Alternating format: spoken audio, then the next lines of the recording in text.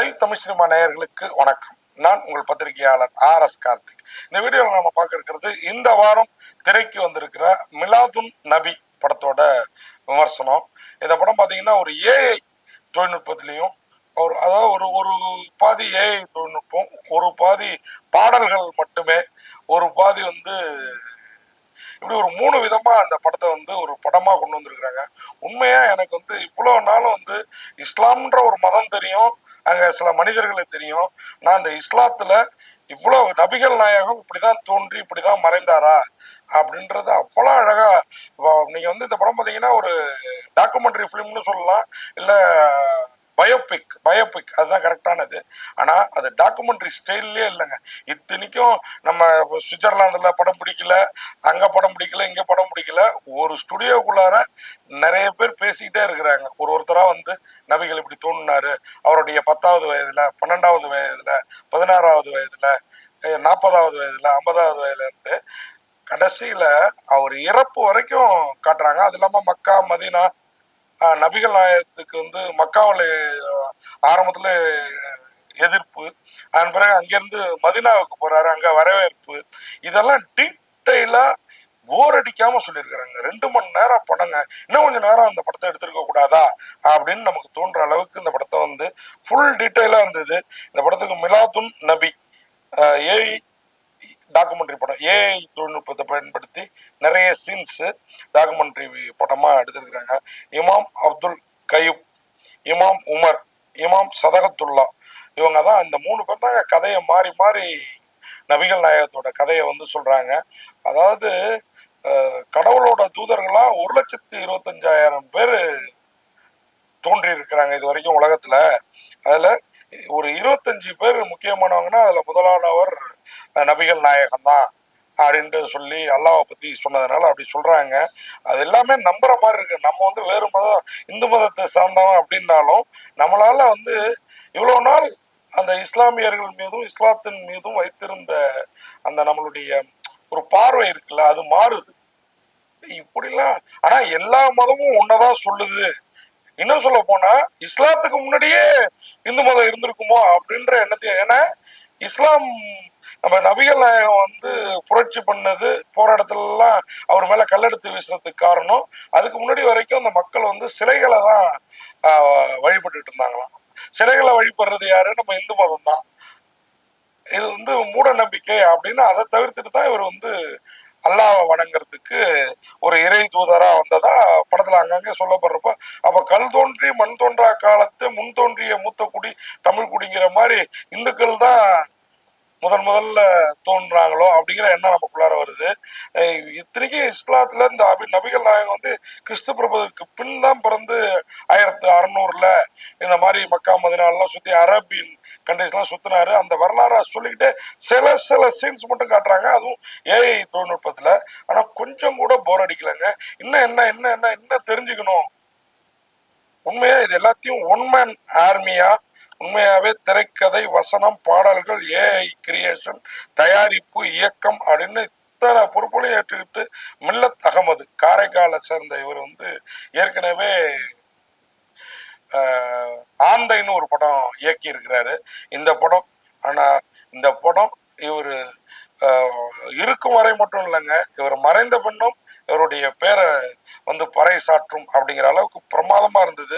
அதே மாதிரி இமாம் அப்துல் கயூப், இமாம் உமர், இமாம் சதகத்துல்லா இவங்க கதை சொல்ற மாதிரியே இன்னொரு பக்கம் பாடல்கள், படத்துல 10 பாடல் என்னமோ அந்த பாடின அந்த எல்லாருமே யூடியூப் பிரபலம். அதில் இப்போ மெயினாக பார்த்தீங்கன்னா யூடியூப் பிரபலம் ரஹீமா, அந்த பெண்மணியோட முகம் நம்ம கண்ணுக்குள்ளார இன்னும் ஓடிட்டு இருக்குது. அவ்வளோ பிரமாதமா பாடுது. அதே மாதிரி அவங்க இல்லாம இந்த 10 பாடல்கள்லாம் நாகூர் ஹனிபாவோட மகன் நௌசாத், அதே மாதிரி பாடகர் சாகுல் ஹமீது, தம்பி சம்சுதீன், யூடியூப் புகழ் ரஹீமா, விஜய் சூப்பர் சிங்கர் பரிதா, இப்படி பல பேர் பாடி இருக்கிறாங்க. 10 பாட்டு, 10ம் இன்னும் காதுகள்ல ரிங்காரம் பண்ணிட்டு இருக்கு. எல்லாமே நமக்கு சம்பந்தம் இல்லாத ஒரு, அதாவது நமக்கு சம்பந்தம் இல்லாத மீன்ஸ், நான் இந்து மத பற்றாளன் பயங்கர. காலையில ஒரு 10 நிமிஷம் பூஜை பண்ணாம வீட்டை விட்டு வெளியில வர மாட்டேன். நமக்கு ஆன்மீகமும் சரி ஆன்மீகமும் சரி அத்துப்படியான ஒரு விஷயம். ஆனா வயது ஆவாவ இப்போ ஆன்மீகத்துல நாட்டம் கூட்டிட்டு போகுது இல்லைங்களா?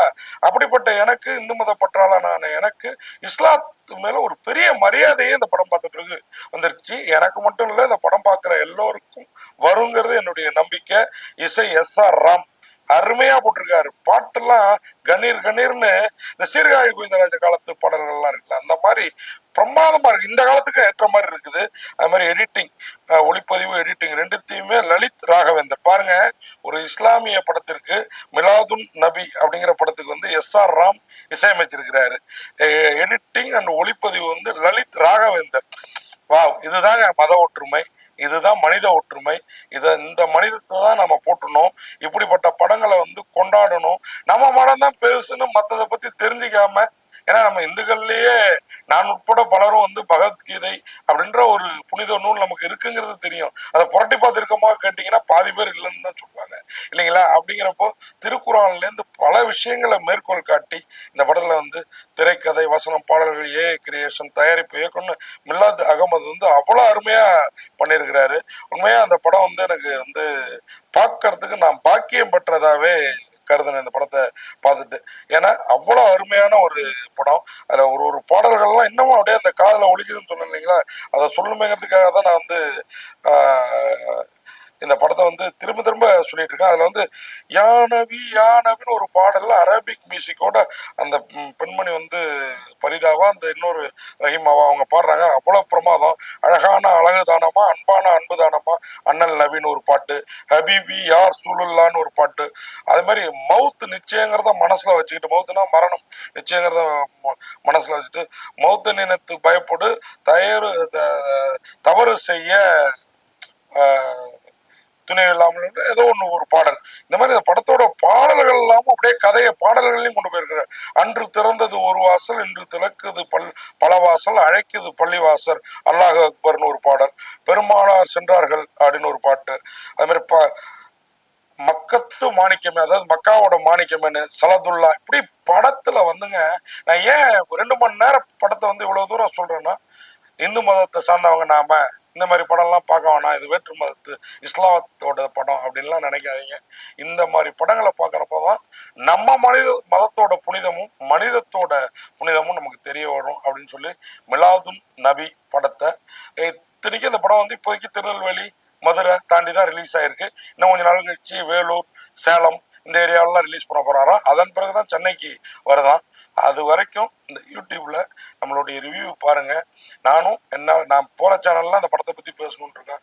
மிலாதுன் நபி உண்மையாவே ஒரு மிலாது நபினா என்ன, ரம்ஜான்னா என்ன, ரம்ஜான் மாதம் எப்படி தோணுச்சு, இப்படி ஃபுல் டீட்டெயில் கொடுத்துருக்காங்க. போர் அடிக்காம கொடுத்துருக்காங்க. மிலாதுன் நபியை இயக்குன அந்த இயக்குனருக்கு ஒரு ஹேட்ஸ் ஆஃப், ஒரு ராயல் சல்யூட் வச்சு இந்த படத்துக்கு 10க்கு டெக்னிக்கலாகவும் வித்தியாசமா இருக்குது, பெருசா இல்லைனாலும் வித்தியாசமா இருக்கு, விறுவிறுப்பா இருக்கு. அப்படிங்கறனால இந்த படத்துக்கு 10க்கு 7 மதிப்பெண்கள் கொடுத்து பத்திரிகையாளர் RS கார்த்திக் எனது பார்வையில 7 மதிப்பெண் கொடுத்து விடைபெறேன். நன்றி.